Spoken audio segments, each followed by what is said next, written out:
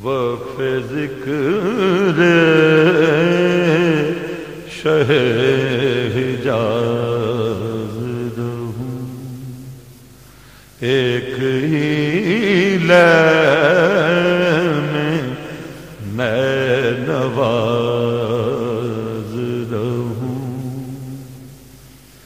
एक ही लय में मैं नवाज़ रहूं, वक़्फ़ ज़िक्र शहे हिजाज़ रहूं।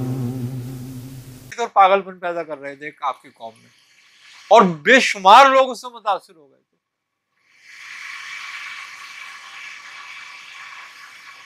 तब ये आपने दुआ पढ़ी थी, जिससे लोगों को इससे निजात मिली थी,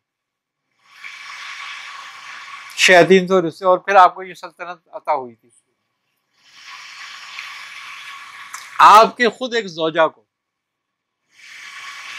जो बिल्किस से पहले थी, जादू करके मारा गया था। नबी की ज़रूरत। हाँ,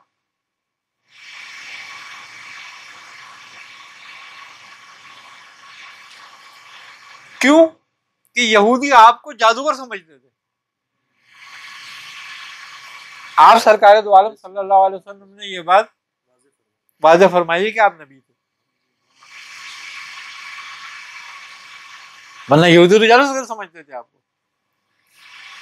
और कुरान ने बाकायदा उसकी गवाही दी कि वत्तबिउ मा ततलु शयातीन अला मुल्क सुलेमान, ये आयत इसीलिए उतरी थी आपकी गवाही में। तो मूजी इमराज जितने भी हैं वो तमाम के तमाम शयातीन से साबित हैं कि ये इन्हीं के जरिए होते हैं और इन्हीं की वजह से पैदा होते हैं। और फिर सबसे बड़ी बात यह है कि वो लोग जो अपने मजहब से दूर होते हैं वो खास तौर पे इसमें जद में आते हैं, और जो अपनी मजहबी औराद और वज़ाइफ पढ़ते रहते हैं वो कम शिकार होते हैं। होते जरूर हैं शिकार, ये नहीं, क्योंकि अल्लाह की मर्जी है। हाँ, अंबिया अलैहिस्सलाम पर भी आएंगे। ये खुद जो आमिलीन या रियाजत वाले लोग होते हैं उन पर भी आ सकते हैं। बिल्कुल आती हैं। ऐसे कहते हैं भाई ये कैसे हो सकता है? नहीं, बिल्कुल आ जाते हैं। अब देखो एक बात है, दुनिया जो है ना फितरत पर कायम है। सरकार दो आलम सल्लल्लाहु अलैहि वसल्लम पे जादू किया गया, हदीस से साबित है ना, और हदीस भी कोई ज़ईफ हदीस नहीं है, सही हदीस है, बिल्कुल। अब आप पे जादू क्यों हो गया?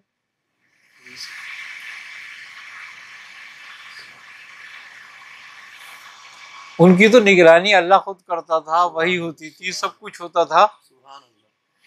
उनके तो बोल मुबारक में शिफा थी। हाँ, तो उन पे फिर जादू कैसे हो गया था? नहीं, जैसे नबी को भूख लगती है ये तकाजा बशरी है, जैसे नबी को प्यास लगती है ये तकाजा बशरी है, हाजित होती है ये तकाजा बशरी है, ख्वाहिश होती है ये तकाजा बशरी है, रंजो गम होता है ये तकाजा बशरी है, खुशी होती है ये तकाजा बशरी है। तो तकाजा बशरियत के तहत ये तबई बात है कि नबी की जात भी मुतासिर हो सकती है, जिस तरह वो गमो खुशी से मुतासिर होते हैं।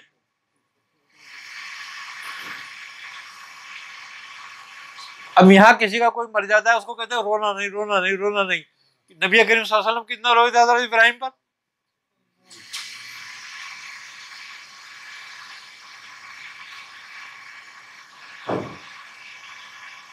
तकाज़े बशरी था ये।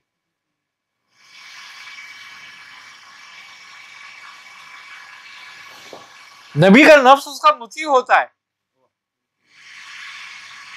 मगर तकाज़ा नफ्स तो है ना फिर भी।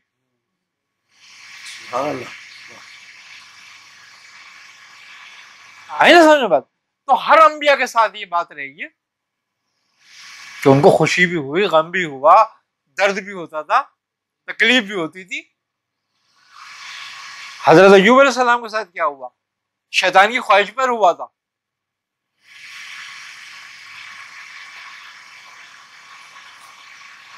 कितनी बड़ी मुश्किल से गुजरे थे आप।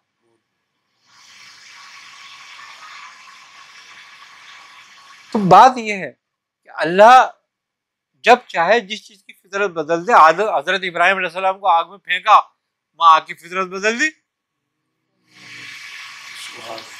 वहां तगाज़ा बशरी उठा दिया गया, कह दिया कि या नारो कूनी बरदों व सलामुन अला इब्राहिम, ये आग ठंडी हो जा, मगर इतनी ठंडी हो जाए कि तू सलामती बन जाए, क्योंकि सर्दी भी मौत है और हरारत भी मौत है, जरूरत से ज्यादा हो तो सलामती का हुक्म आ गया कि सलामती बन जा।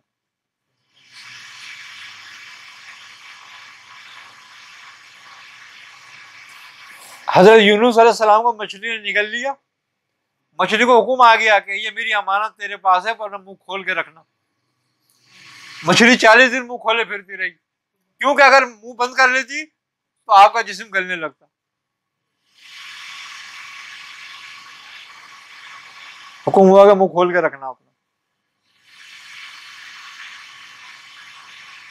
वो मछली सिर्फ इसी काम के लिए पैदा की गई थी। वो वाहिद मछली है जो किसी मछली से पैदा नहीं हुई थी।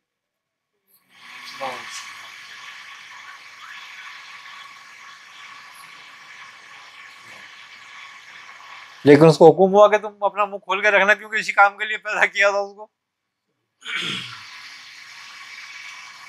तो बात यही है कि जब वो कुदरत चाहे खुद किसी की भी फितरत तब्दील कर सकती है, और नहीं चाहे तो वो फितरत के मुताबिक रखती है। और फिर नबी की तकलीफें बर्दाश्त करना जो होता है वो एक हिस्सा होता है। वो हिस्सा क्या होता है? उसकी उम्मत के लिए सुन्नत होती है, वो उसकी उम्मत के लिए सवाब बनती है। वो बात कि अगर नबी बुखार से गुजरे तो जो उम्मती बुखार से गुजरेगा वो सुन्नत के तहत गुजर रहा है, उसको सवाब होगा, उसमें उसके गुनाह कम किए जाएंगे। जब बंदा किसी भी तकलीफ में आता है तो गुनाह कम किए जाते हैं, इसीलिए किए जाते हैं गुनाह कम कि अल्लाह ने पैगंबरों को तकलीफ में डाला था। उनको तकलीफ में डालने से मुराद थी उनके दर्जात को बुलंद करना, और तुम्हें उस सुन्नत के मुताबिक तकलीफ में डालने से मुराद तुम्हारे गुनाहों को धोना। तो जो काम होता है वो तकाजा बशरी के तहत है, आलम असबाब में रह रहे हैं। तो आमिल क्या चीज है, कामिल क्या चीज है?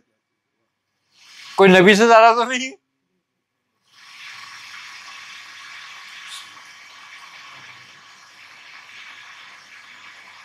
और शैतान तो वो कुव्वत है ना कि जो रब के सामने खड़ा हो गया, टक्कर ले ली उसने। हाँ, और फिर उसने ताकत मांगी, इख्तियार मांगा, और वो भी उसको अता कर दिया गया।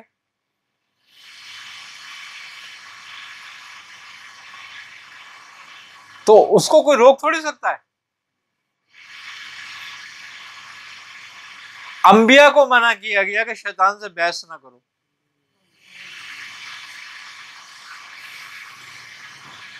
क्या अंबिया का इल्म कम था?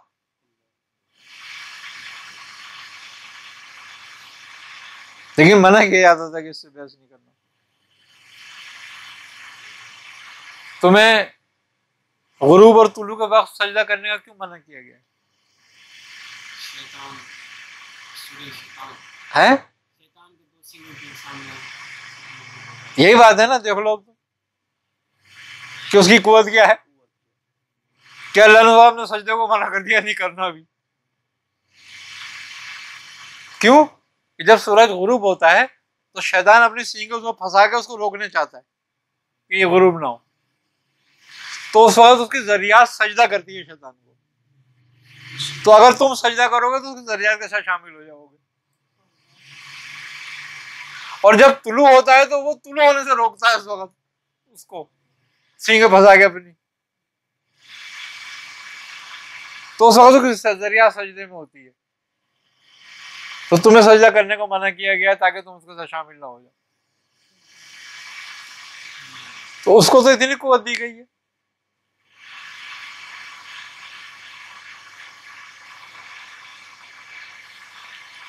तो बात यह है कि उसके शर से तुम महफूज कहीं भी नहीं हो सकते। तुम आमिल हो जाओ, कामिल हो जाओ, कुछ भी हो जाओ,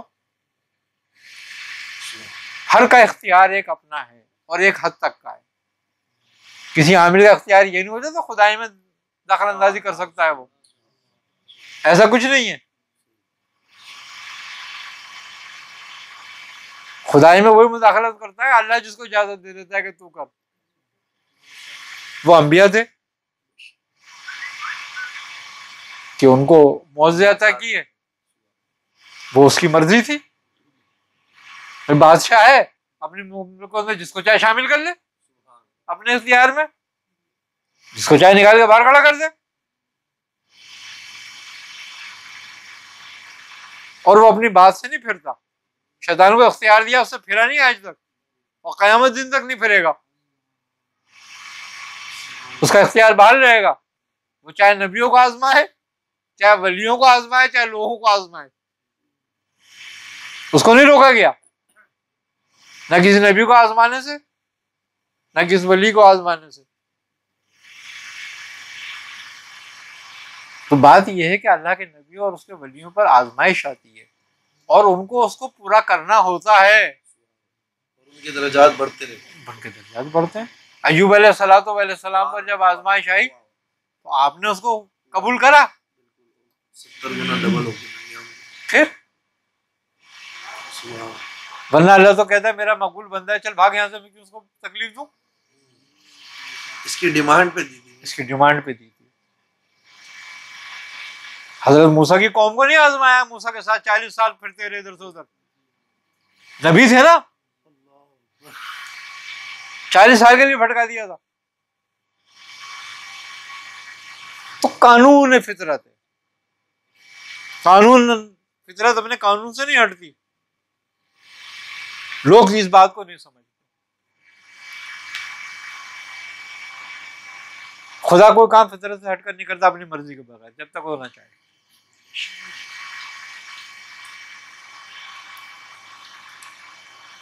सब उसी के तहत चलते हैं, वरना फिर मक्के से जाने की क्या जरूरत थी। वाह वाह, इज्जत की जरूरत है।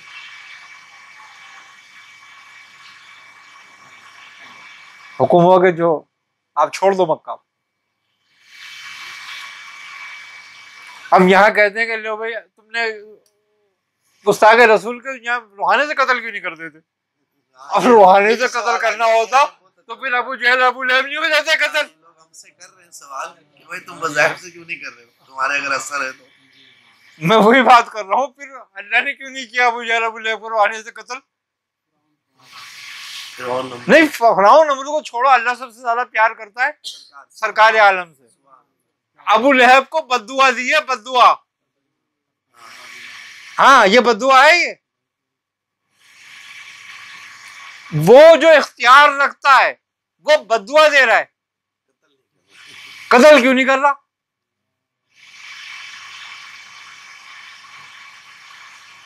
तब्बत यदा बद्दुआ है ये, या इन्ना शानिक वाला बता, देख लो। तो समझ नहीं आती हम लोगों की, तो हमारी बात हम बात क्या कर रहे हैं। खुदा की जो बात है उसने जो फितरत के तहत कायम किया है मामलात, उसमें खलल डाल देगा क्या।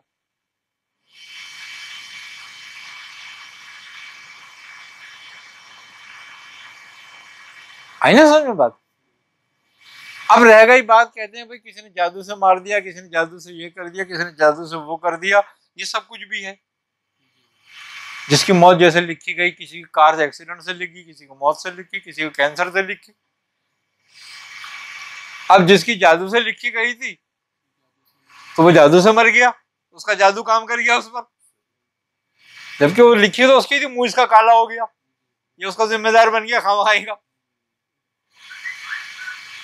हजरत अली करम अल्लाह वजह फरमाते हैं कि जिसको खुदा ढील दे रहा हो उसका तुम एहतसाब मत करो। जिसको खुदा ढील दे रहा हो उसका तुम हिसाब मत करो, यानी कि तुम एहतसाब ना करो उसका।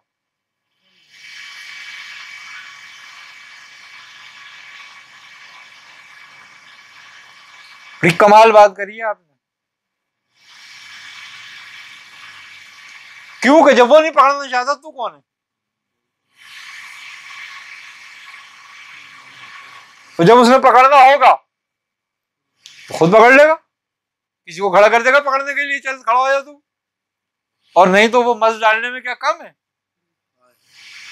आज कितना ही बदमाश, कितना ही कबीर जैसा, कितना ही शैतानों फाइल डाल दो, क्या कर लेगा? नकारा हो गया। तो बात यही है सारी कि हम इस बात को नहीं समझते। जो जैसे काम होना है वैसे होना है, किसी के लिए फितरत नहीं बदली जाती। कहते हैं ना, अल्लाह तब्दीला लिकलमात अल्लाह ज़ालिका फौजुल अज़ीम। इससे मुराद फितरत है। उसका कलमा कोई नहीं तब्दील कर सकता, लेकिन फितरत को तब्दील ना करो।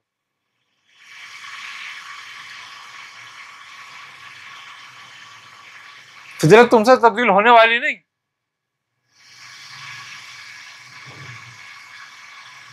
तुम कुछ भी कर लो, तुम शैतान की, सांप की फुनकार नहीं बंद कर सकते, तुम बिच्छू का डंग नहीं बंद कर सकते, वो चलाता रहेगा।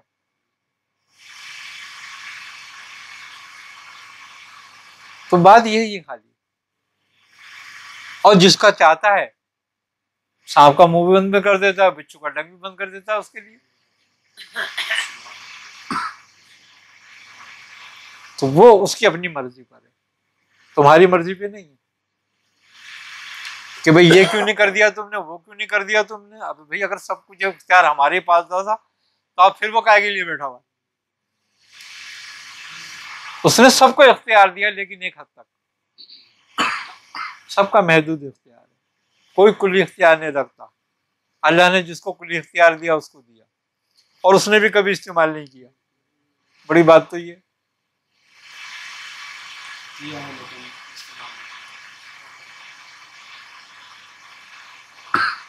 और तो किसी को देगा नहीं इख्तियार। वो उसने जिसको भी दिया इख्तियार एक हद तक दिया, एक महदूद इख्तियार दिया। मिन इल्मिही इल्ला बिमा शाअ। हमने जिसको चाहा जितना इल्म इख्तियार अता कर दिया। तो बात यही है कि हम समझते कुछ और है। अच्छा, अब रह गई बात वो ये कि भाई अगर ये मर्ज शैतान से पैदा होते हैं तो फिर हर किसी के दम फूंक से क्यों नहीं जाते? इसलिए कि उसने अपनी जबान सीधी नहीं की होती। जो अपनी जबान की और अपने कल्ब की हिफाजत करता है उसके दम से जाएगा, और जो इसकी हिफाजत नहीं करेगा उससे कभी भी नहीं जाएगा, क्योंकि वो खुद उन्हीं जैसा है। तो उन्हीं जैसे पे असर क्या होगा उनका? कलमात तो वही है, अल्फाज कलमात वही है, अपनी जबान सीधी करने वाली बात है।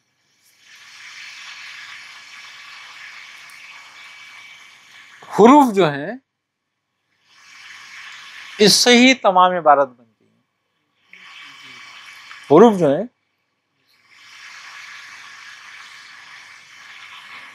हम समझते नहीं हुरूफ की हैसियत को।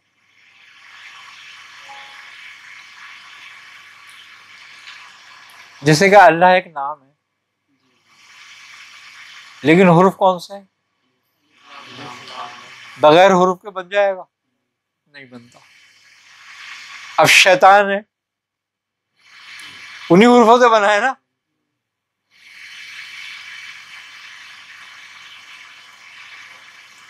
है ना ये बात?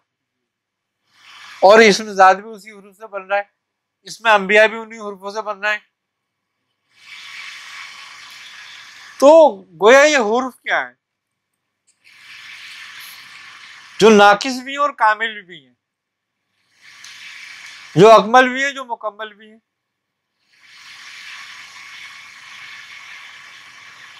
और हुरूफों की जो इबारत है उसकी बड़ी हैसियत होती है। क्यों? इनका असर क्यों है? इसलिए कि ये हुर्फ नहीं है, ये अलामतें हैं। और ये अलामतें किस चीज की हैं? ये तजल्लियात हैं। ये तजल्लियात को शक्ल दी गई है अलामतों की। यह गिलाफ है उन तजल्लियात का, जो अलिफ है, जो बा है, जो ता है, जो सा है, इसलिए इनका असर है, तासीर है कि इसमें वो पोशीदा है। अब किसी आदमी को तुम गाली बक दो तो क्या हैसियत, क्या आलम होता है उसका, वो कत्ल कर देता है उसको। क्यों क्यों क्या कहा था तुमने? हाँ, वो कत्ल कर देता है। और वही हुर्फ तुम उसकी तारीफ कर दो तो कत्ल करने वाला भी तुम्हारे आगे बैठ जाता है आन के कि मैंने माफ कर दिया यार, इसको छोड़ो।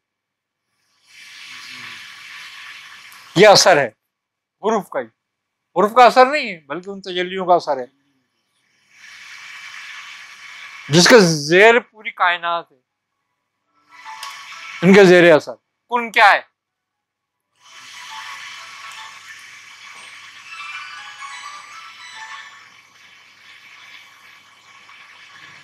हुर्फ ही है ना, तो और पूरी कायनात वजूद में आई थी इससे।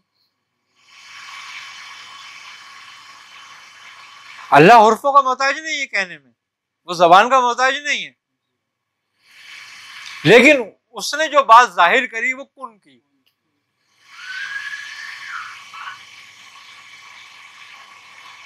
है ना,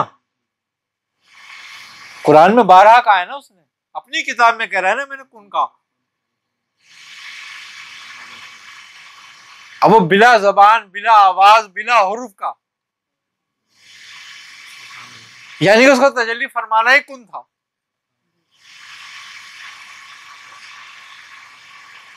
तो कायनात वजूद में आ गई।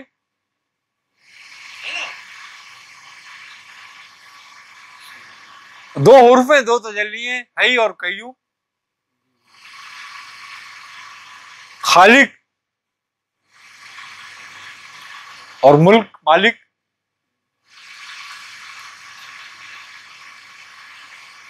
उसने कायम कर दिया हयात और मौत को। हामीम है ना कुरान में, कितने हामीम? 8। हर की अपनी एक तशरीह है। हामीम से हयात और मौत है, हामीम से हव्वत और माही है। हव्वत और माँ क्या मतलब? मछली और पानी, उसकी हयात उसमें। हामीम हयात और मौत।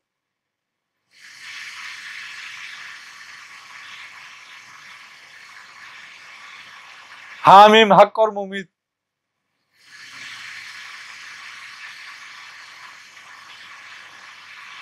और कोई मौत देने वाला नहीं है, कोई कायनात की हस्ती ऐसी नहीं जो मौत दे। वही मौत देने वाला है, ममीत है, वही सच्चा है। उसकी सच्चाई ये बात साबित करती है कि मौत देता है, और उसको कोई रोक नहीं सका आज तक। कोई रोक सका? कोई नहीं रोक सका।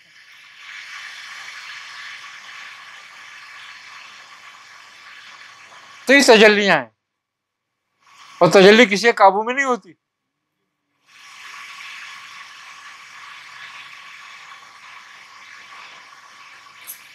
क्योंकि तजल्ली उसकी शफाअत नहीं है।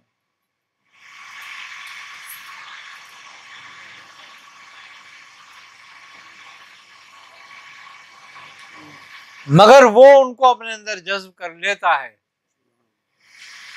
जो उनके राज से वाकिफ हो जाता है। तुम उसी चीज को कंट्रोल कर सकते हो जिसके राज को तुम पालो। आज तुम्हारा कंप्यूटर मोबाइल ही है, ये तुम्हारे काबू में इसीलिए कि तुम उसके राज को जानते हो कि कहां से खुलेगा कहां से बंद होगा। और अगर तुम्हें नहीं जानते हो तो किसी अनजान आदमी के हाथ में दे दो तो वो कहेगा अब इसको क्या करूं मैं, कैसे बंद होगा ही, और वो बंद हो जाता अब ये खुलेगा कैसे। तो जिसने राज को पाया वो काबू कर लेता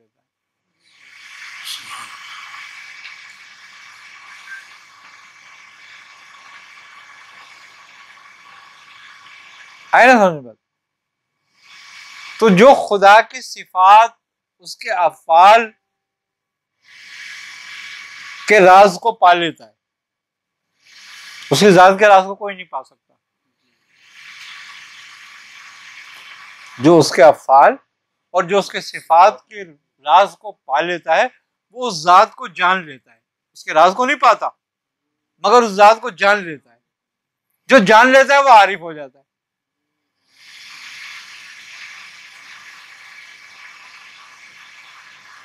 और फिर वही अपनी मर्जी के मुताबिक घुमा लेता है किसी भी चीज को।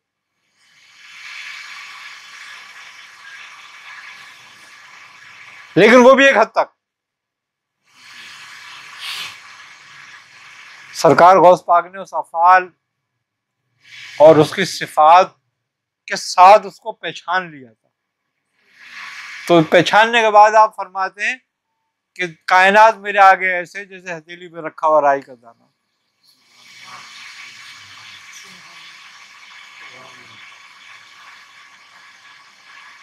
फिर आप फरमाते हैं फ़ाहुक्म नाफिज़ फ़कुल्ल हाल, कि मेरा हुक्म हर हाल में नाफिज है। क्योंकि उस राज को पा लिया ना कि हुक्म कैसे नाफिज किया जाएगा। और वो उसने ये सब कुछ दिया है बंदों को। तुम्हें अपना खलीफा बनाया है, इसीलिए बनाया कि मेरे राज को पालो और फिर इख्तियार ले लो। कहता है मैं एक मख्फी खजाना था, मैंने चाहा कि मैं जाना जाऊं, ये नहीं कहा मैंने पूजा जाऊं। अगर तुमसे पुजवाता तुम बेख्तियार हो जाते, फिर तुम उसके खलीफा नहीं रहते।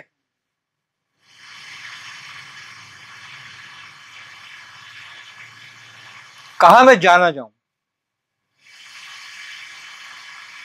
तो जिसने पहचान लिया, जिसने जान लिया, उसका इख्तियार भी उसने उसको दे दिया कि तू मेरा खलीफा, तूने पहचान लिया, अब इख्तियार भी तुझे वही है, जो चाहे कर तू।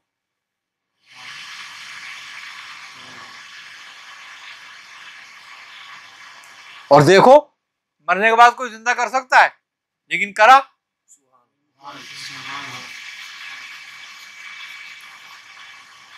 आप एक जगह फरमाते हैं ना कि और अगर मेरा राज मैयत पे डाल दो तो खड़ी हो जाए, अगर पहाड़ पे डाल दो तो रेजा रेजा हो जाए, है ना। एक दिन वो करेगा ना, मगर आप कह रहे हैं मैं कर दूंगा। एक दिन वो कहते हैं दरिया खुश्क हो जाएंगे, आप कहते हैं अगर मैं अपना राज दरिया पे डाल दूं खुश्क हो जाएगा।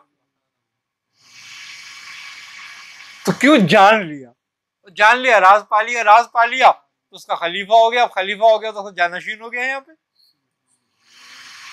जो कुछ वो करता है जिल्ली तौर पे ये भी करेगा, वो कुल्ली करेगा, ये जिल्ली करेगा।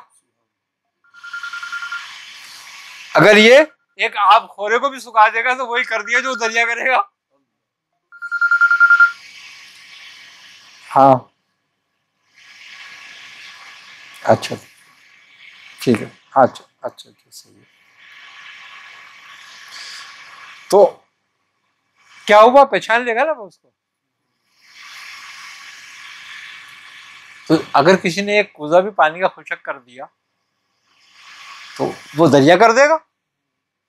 बात तो उतनी है, वो हर आदमी अपनी कुवत के मुताबिक करता है ना, सब कुछ अपनी ताकत के मुताबिक करेगा, अपने इख्तियार के मुताबिक। हमें जिल्ली इख्तियार है, उसे कुल्ली इख्तियार है। हम हादी से वो कदीम है, तो वो ज्यादा करेगा, हम कम करेंगे। तो बात यही है खाली कि पहले उसको पहचान लो, और जब तक तुम हुर्फ, उसके भेजे हुए हुर्फ की तजल्लियों जो तुम्हारे हाथ में, उनको नहीं पहचानते तो उसको क्या पहचानोगे। और यही वजह है कि काफिर और मोमिन सबको इख्तियार मिल जाता है जमीन पे। काफिर क्या कुछ नहीं करते। वो काफिर ही तो था जिसने सरकार दो आलम को सर में दर्द कर दिया जादू करके। और वो काफिर ही तो जो इस्तदराज करते हैं, उनका अपना कोई कमाल नहीं है इसमें। कमाल है सिर्फ फितरत का, कानून का, जो उस राज को पाएगा। राज पाने के लिए मोमिन और काफिर की शनाख्त नहीं है, जो पाए।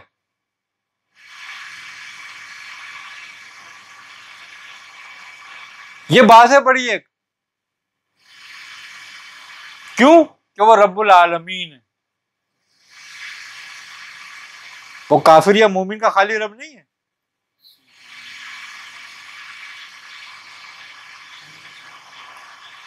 वो रब्बुल अरबाब है, वो उनका रब है जिन्हें तुम रब मानते हो। वक़्फ़ ज़िक्र शह हिजाज़ रहूं, एक ही लय में मैं नवाज़ रहूं, एक ही लय में मैं नवाज़ रहूं। वक़्फ़े ज़िक्र शह हिजाज़